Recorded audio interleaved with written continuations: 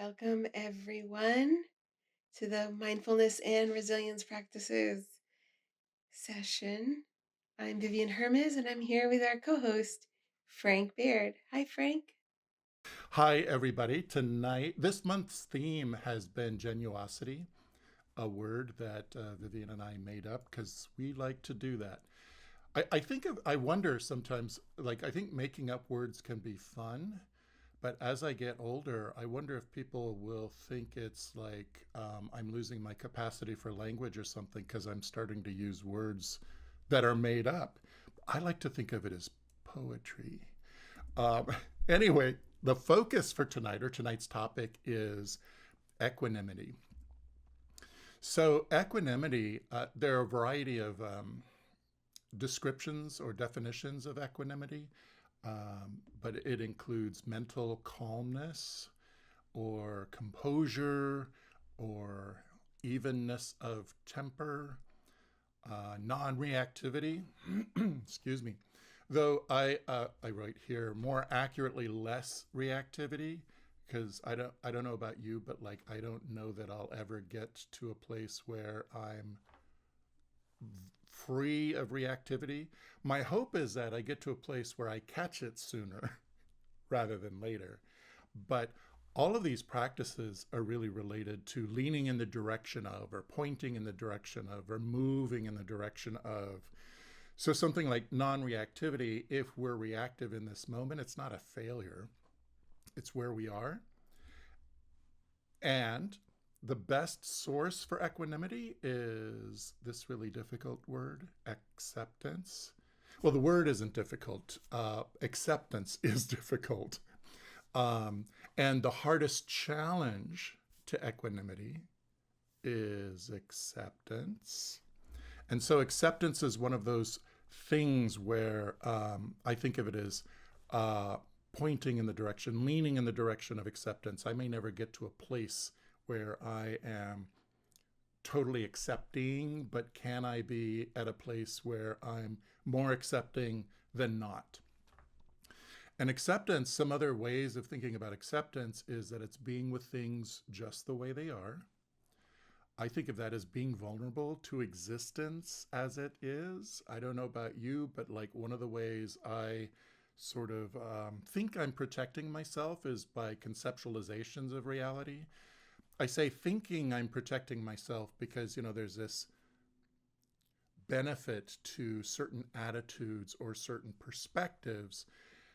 I think, though, the challenge is that often then we've protected ourselves sufficiently from the vulnerability of existing. And instead, I'm going to use a dramatic word here. We're living in an illusion, or it's a delusion, that we're busy then not content or sometimes frustrated or angry because reality doesn't fit our concept.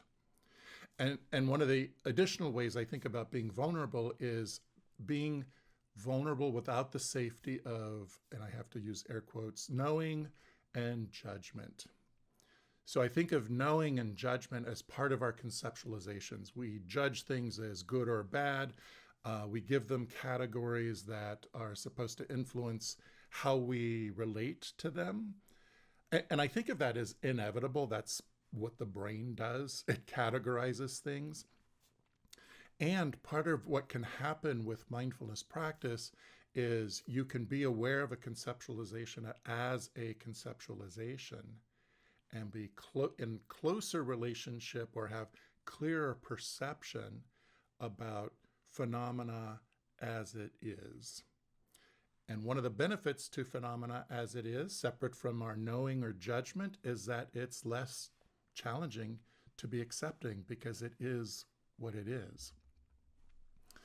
So the ways I think about acceptance is leaning toward or leaning into acceptance, because I don't know that I'll ever get to totally accepting.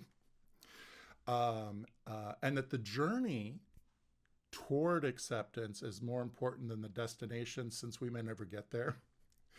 So you hear a lot this talk about like the journey is more important than the destination. One way I think of that is like, the destination for life is death. And so I'd like to take as long a journey as possible before I get to the destination. It's not quite the same with equanimity or acceptance.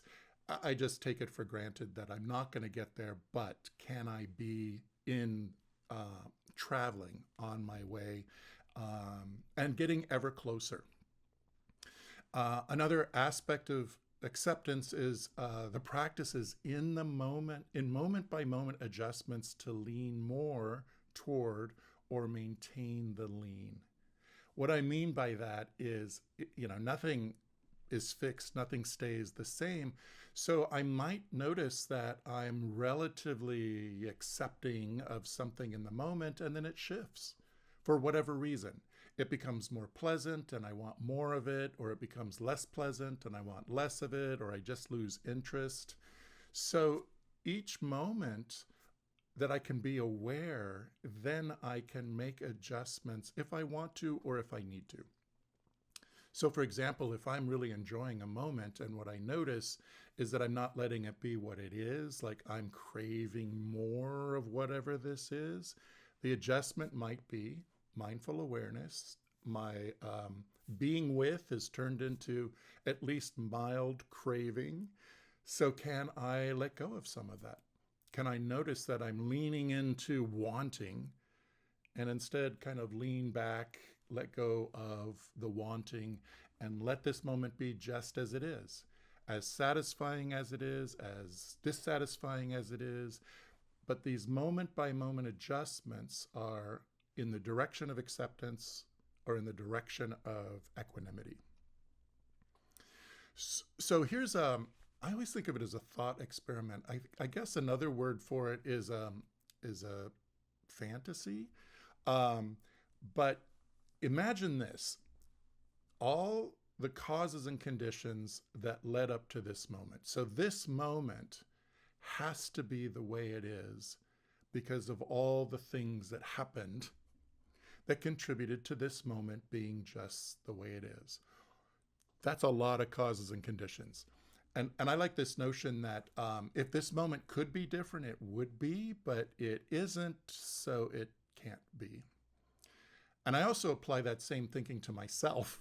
I might want to be different than I am in this moment in some ways, but I am the way I am in this moment. All the good and all the bad, all the things I like and all the things I don't like, because I have to be the way I am in the moment because of causes and conditions. So these causes and conditions make this moment just the way it is. So imagine all the causes and conditions and imagine all the momentum or consequences of this moment. So what if we could let this moment be just the way it is because we recognize the causes and conditions that made this moment? So I don't mean the content of the causes and conditions, like my mom said this when I was 5 and that's the cause of this. Or I'm talking about just recognizing that causes and conditions led to this moment. So it's not just like, can I think my way into another reality? I mean, there are people who say maybe we can, but I can't. So instead, in this moment, by recognizing that causes and conditions made this moment the way it is, made me the way I am, it helps with acceptance and equanimity because I stop fighting so much with this moment. That doesn't mean I don't want it to be different, but I think it starts with, like wisdom starts with recognizing this moment as it is, and then considering what action can be taken from here to make the next moment different. So for example, if I want to say grow as a person, I think it's really helpful to accept me as I am. I have to pause for a moment because I want to say accept with air quotes because I'm thinking there's some dissatisfaction in the moment if I want to change, if I want to grow. So the acceptance would be accepting that parts of me I don't like as much as other parts.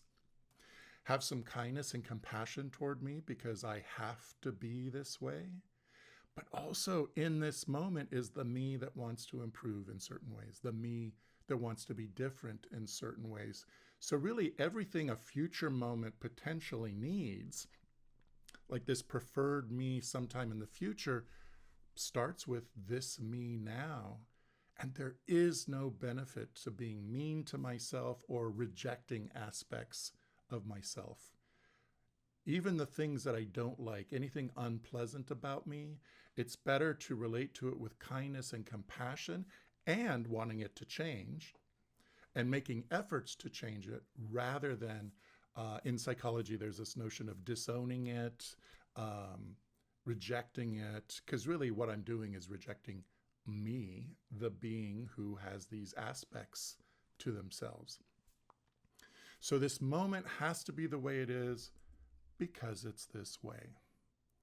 So what if by taking up these ideas of causes and conditions, I have to be the way I am in this moment, that means everybody else, whether I like them or not, has to be the way they are in this moment? What if joy isn't limited to our cognitions or definitions or expectations about what it is? What if instead joy is possible in acceptance and equanimity? So you may recall at the start of this, I said something. Let's see if I can remember what I said at the start of this, because that was so many minutes ago. That equanimity is like this evenness of mind. That doesn't mean that in that evenness, like it's not necessarily like a dispassionate evenness, air quotes coming, like objective. It has a feeling tone, and the feeling tone isn't necessarily neutral. The feeling tone can be one that is pleasant and even joyous.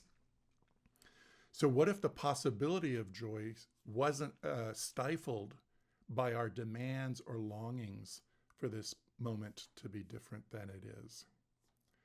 And what if joy wasn't based on our preferences for pleasant over unpleasant? Like, what if joy was possible separate from, I like this, I don't like this is pleasant, this is unpleasant, this is good, this is bad? And what if we let joy be what it is and cultivate the conditions for it to arise? And one of those conditions would be something like equanimity and acceptance. So with that said, let's practice some equanimity and acceptance. To practice, sorry, I'm stumbling over how many times have we said how to practice? And then I go, I'm going to say it again. So to practice, all you have to do is get comfortable. Now, some practices, it helps to maintain a position and notice what happens when you want to shift position, or when the position becomes like either less pleasant, or you notice you stop paying attention. With a practice like this one, and for some of you, you'll be familiar with the relentless compassion practice and the unstoppable friendliness practice. With these kinds of practice, it's really helpful to get comfortable. Though I would say mostly we encourage you to be comfortable enough. Because even if you were going to try to practice with some discomfort, like we invite you to do when we talk about like working with pain, right? Even then, the discomfort is your choice, and it's mild. So get comfortable. Your eyes can be open or closed. I'm going to be providing some instruction, so listen to my voice and notice what happens.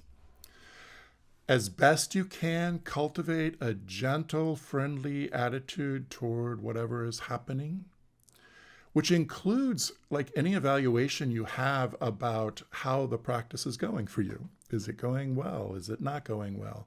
Do you like this? Do you dislike it? All of that is the result of causes and conditions too. And so the invitation here is, can you notice? Can you notice it? And can you let it be what it is? So notice I'm saying that as a question. Can you make a gentle effort, try it, and let it be whatever it is? Except I can't. I wish I could do more. I can't. I wish I could stop wishing. I can't. That's all part of the practice. And then, as always, stop if you need to or want to. There'll be a video of this class. You can always come back and check out the video. You can practice this anytime. This isn't your only chance. So, with this said, let's practice. So, find a comfortable posture. And I often like to start a practice, which is different than thinking about the practice, by taking 3 deep, intentional breaths. So I invite you at your own pace, take 3 slow, deep, full breaths. Slow inhalation, slow exhalation.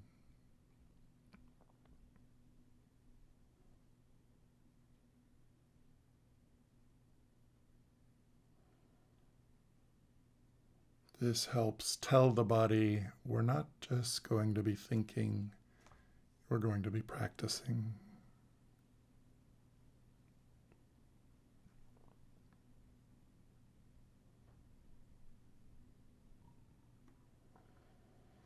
You might bring attention to the body. Notice what state the body is in. You might notice if there's tension or tightness. And if there is, let go of as much of that as you can. You may not be able to let go of all of it, or even enough of it. But at the start of practice, letting go of any of it is beneficial.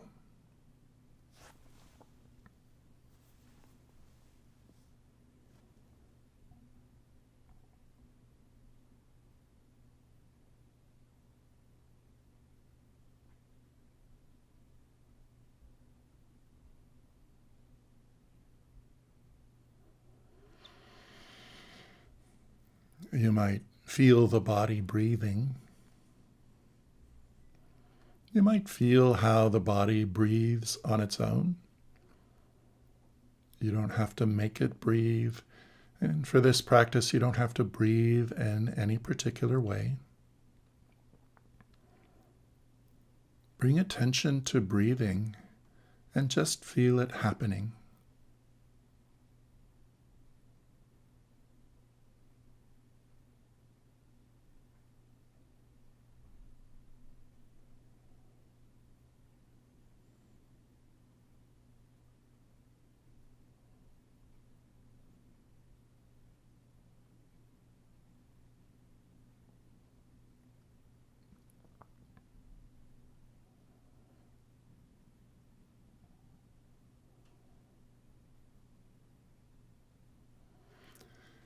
You can use breathing as an attention anchor.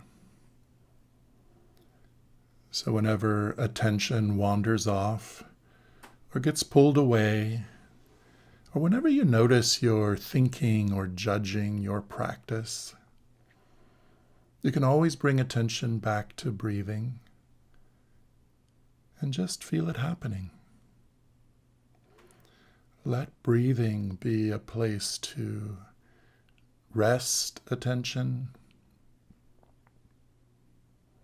a place to restart the effort at paying attention.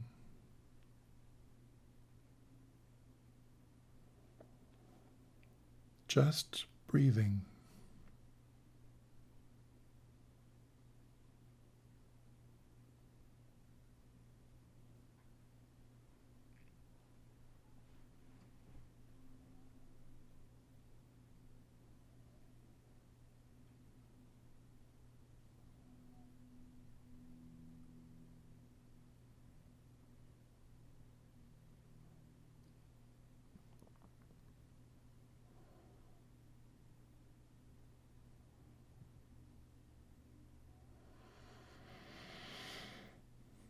inevitably, attention goes somewhere else. It's either pulled away or it wanders off. It's not a problem in terms of practice, it's an opportunity. So notice, my attention went over there, wherever over there is. A thought, an emotion, a sensation. Acknowledge that attention went there, and then gently bring it back.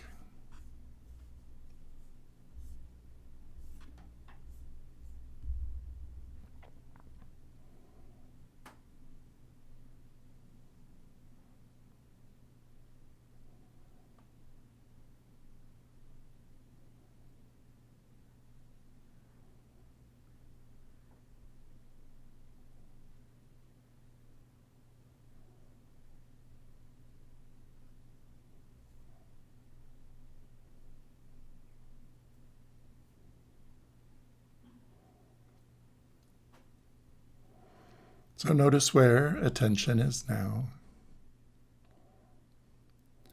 and gently bring it back to breathing.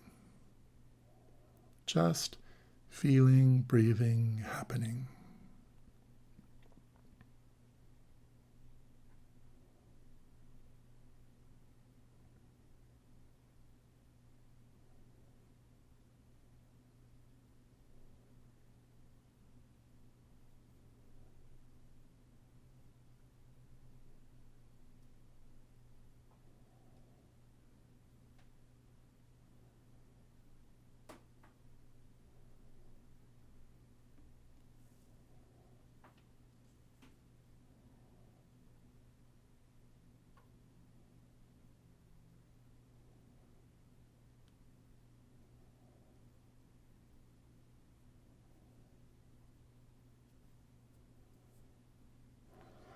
In this practice, the goal and the effort is not to stop thinking from happening or stop emotions from happening or stop sensations. It's not to stop anything. It's to be mindfully aware of where attention is, and then bringing attention back to where you want it to be for the practice. In this case, right now, bringing attention back to breathing.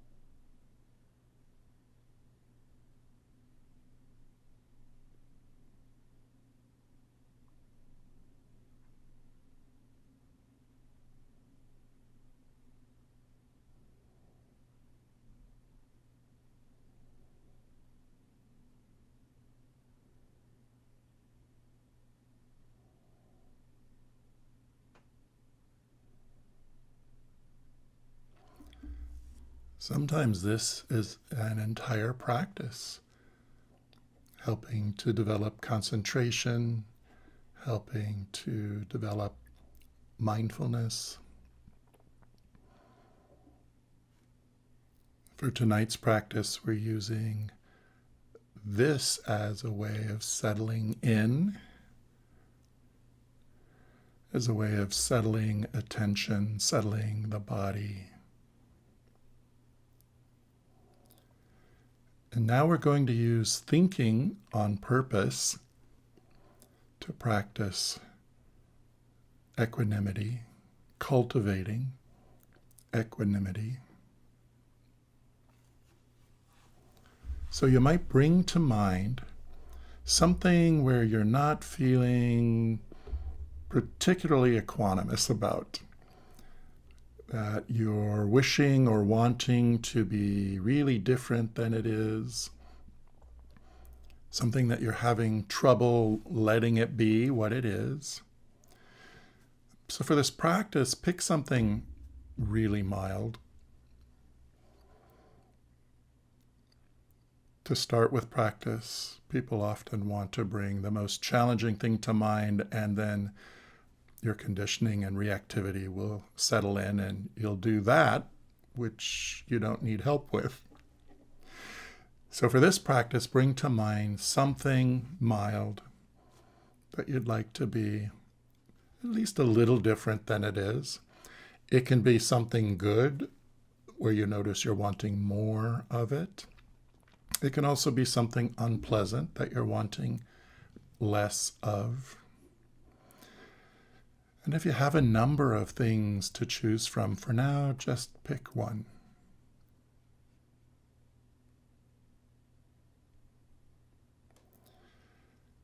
And as you bring this to mind, notice what's happening in your body.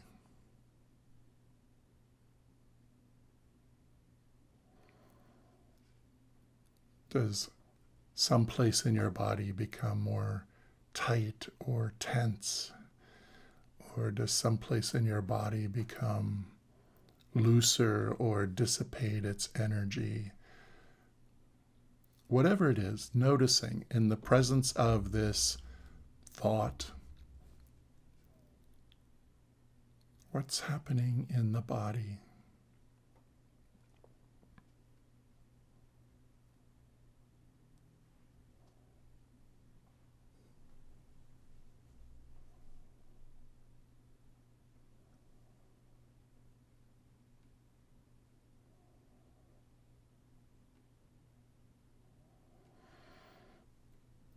You might also notice that often what happens is when you bring something like this to mind,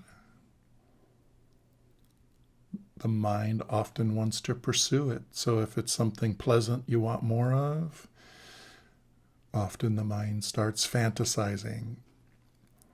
If it's something unpleasant that you want less of, often the mind tries to go someplace else, tries to solve a problem. As best you can, just hang out with the thought. Notice what's happening in your body.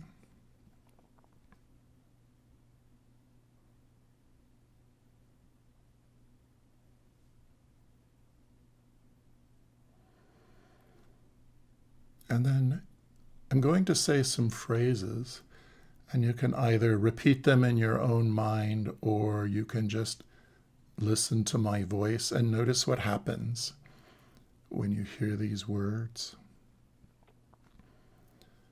So with this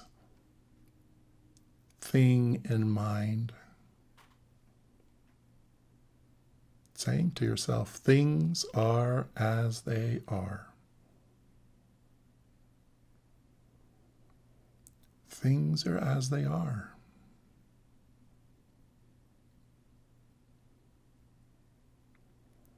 I can be with things as they are. I can be with things as they are.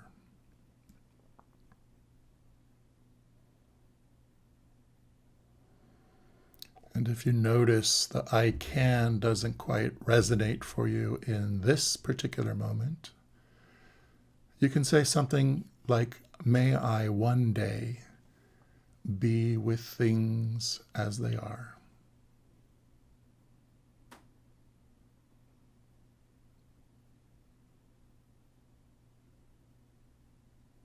Things are as they are.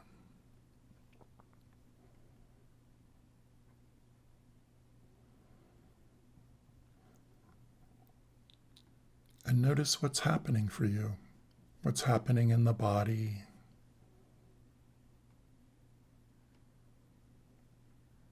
What emotions are happening.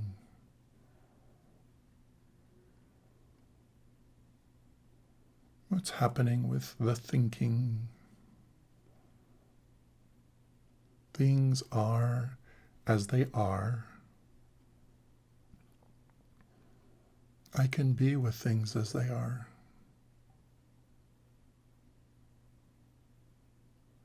And if not right now, may I one day be with things as they are.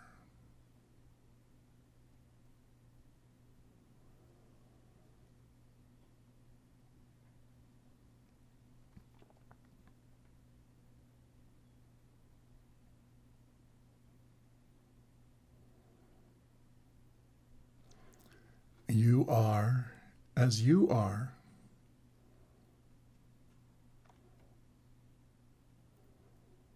You can be with you just as you are. And you can be saying this to yourself in the third person or another person that is part of this situation you have in mind right now. You are as you are. I can be with you as you are.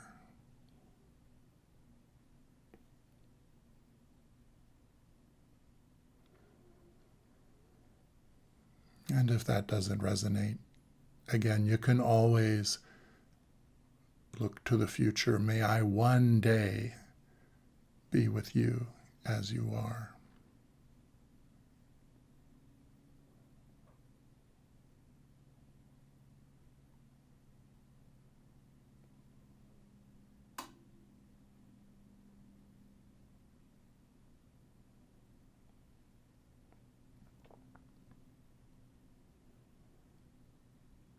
You are as you are.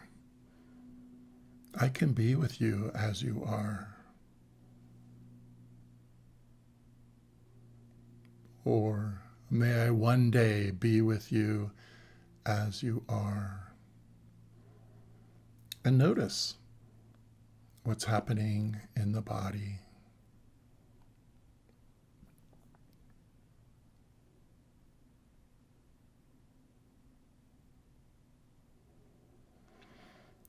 If you feel yourself leaning into wanting more of something or leaning away from wanting less of something, can the adjustment be letting it be what it is as best you can? Maybe you can do this, maybe you can't. You are as you are.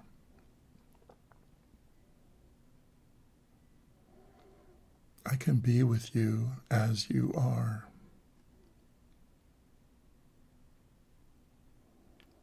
Or may I one day be with you as you are.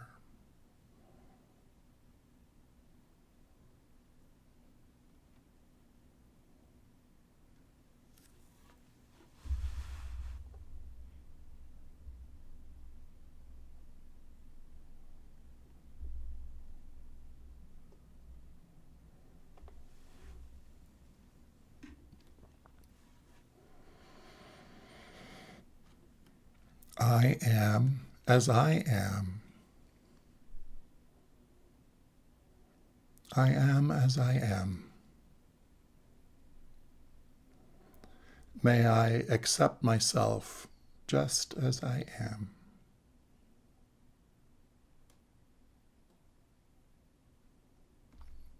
Or may I one day accept myself just as I am.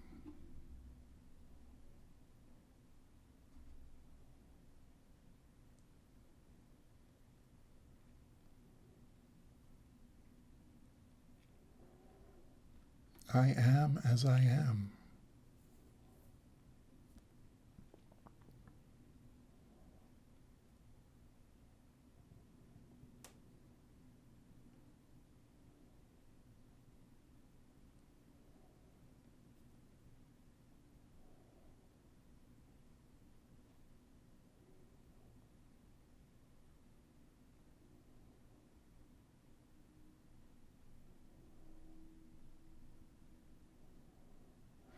Noticing what's happening for you with each of these sets of phrases, what's going on in the body,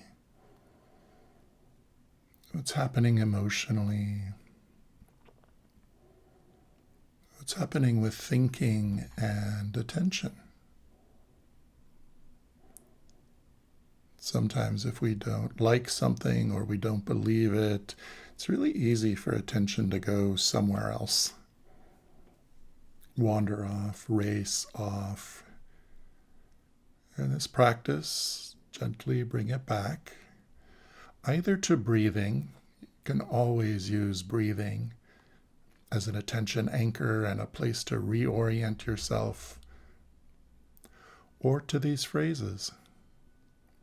I am as I am. May I accept myself just as I am.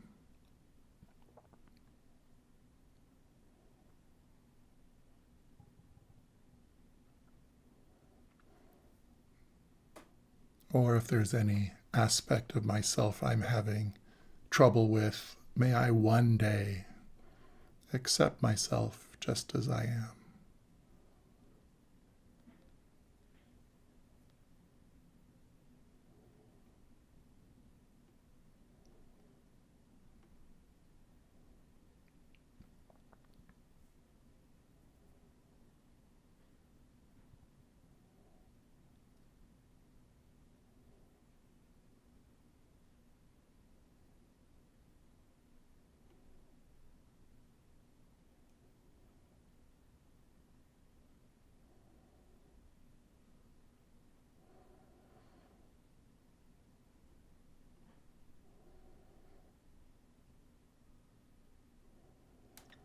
I'm thinking of these circumstances.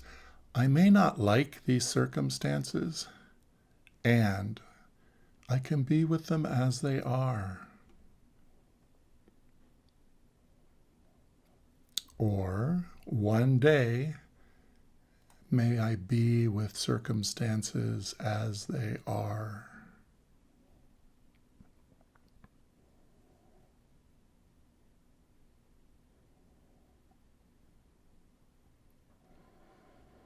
I often like to start with the phrase, I may not like these circumstances, to see what reactivity there is in my body. Sometimes there's not much, and sometimes there's more. And if there's a lot, then I might try the phrase, one day may I be with these circumstances as they are.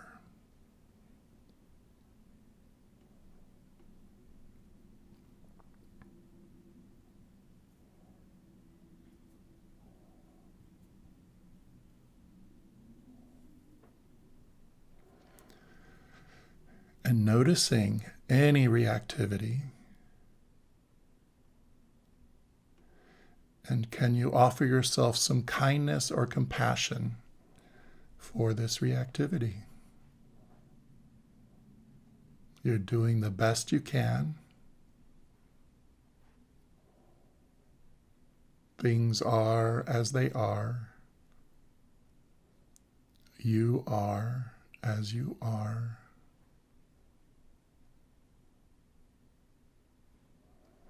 May I be with things as they are.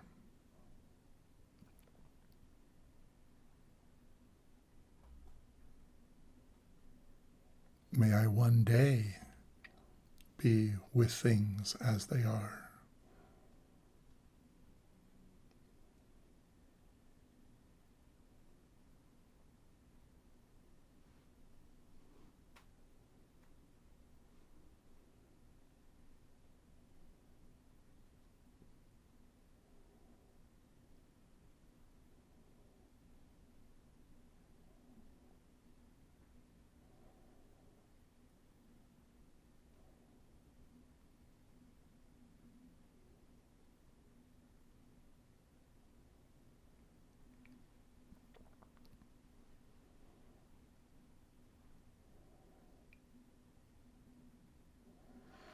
For whatever it is I'm feeling in this moment, may I hold this with kindness.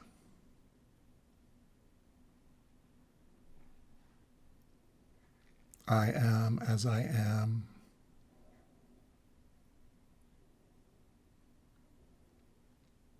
Whatever I'm feeling, may I hold this with kindness.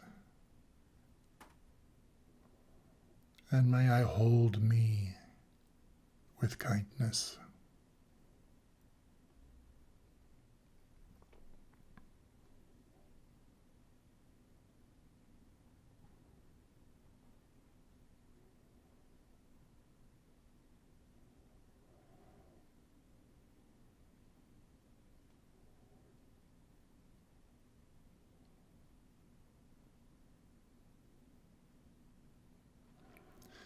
May all of us struggling to let things be what they are, as they are, may we meet the circumstances of life with balance and kindness for ourselves and others.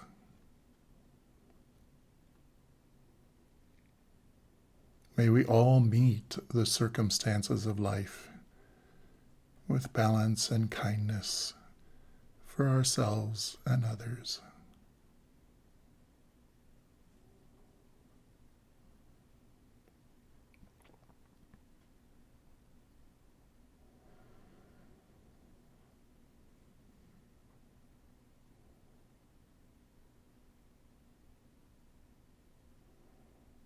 And again, noticing what it's like to be in the presence of these thoughts. Notice what body sensations are happening, what emotions are happening. What's happening with the thinking in addition to these thoughts?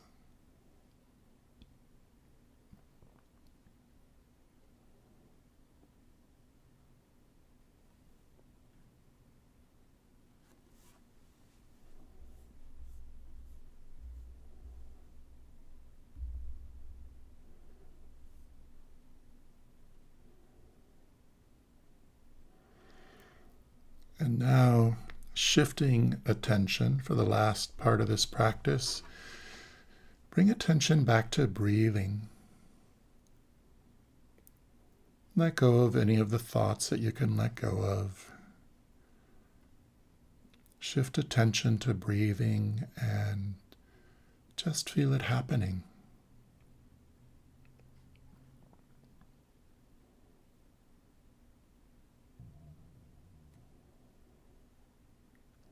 Feeling this breath as it is. Letting this breath be just as it is.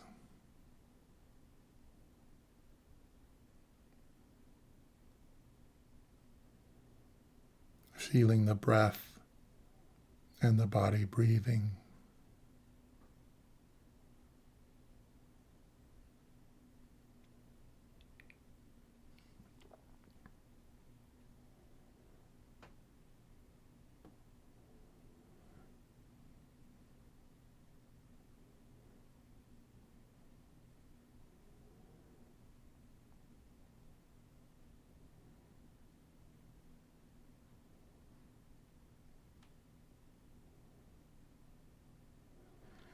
Just breathing.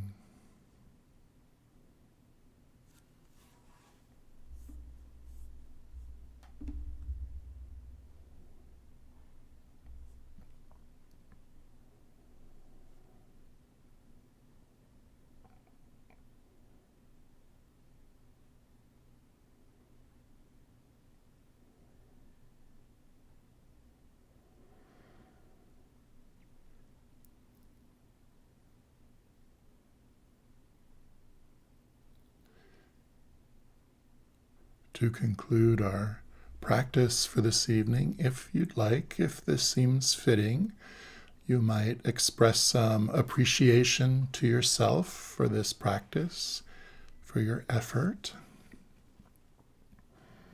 I like words such as thank you for your attention. I appreciate your time. Sometimes thanks for hanging out. And sometimes just thank you.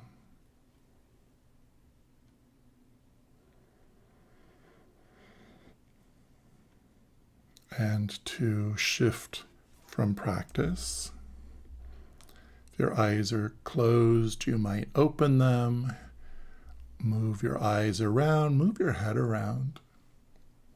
Look up and down and side to side. You might shrug your shoulders and stretch. Wiggle your fingers, wiggle your toes, yawn if you'd like. And this will conclude our practice for tonight. Thank you for your practice. Thank you for that practice, Frank.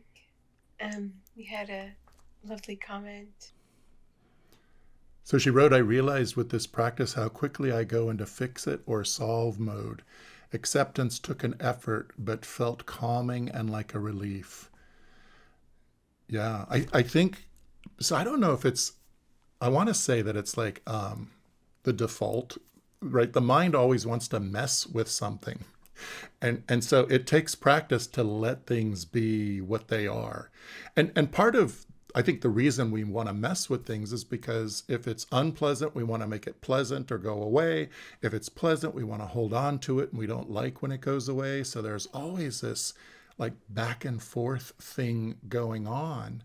And that's not very restful, right? It's almost like if you could imagine somebody having a voice walking around behind you going, like it, don't like it, don't like it, like it, don't like it. Just this commentary the whole time. I'd be really tense. So something like this takes a lot of practice, and there's some potential peace there because there's some things we don't have to do anything about. Or if it's something that needs to be done, sometimes not in this moment. We have a question. Any tips to help my present self not be so judgmental of myself in the past? It's a good one. So that, I'll just stop saying everything takes practice before every single response. But it takes practice, and part of that is this. I think part of what can help with that is this notion of we're all the result of our conditioning. And I really believe we're doing the best we can. Sometimes I feel like I should do a lot better.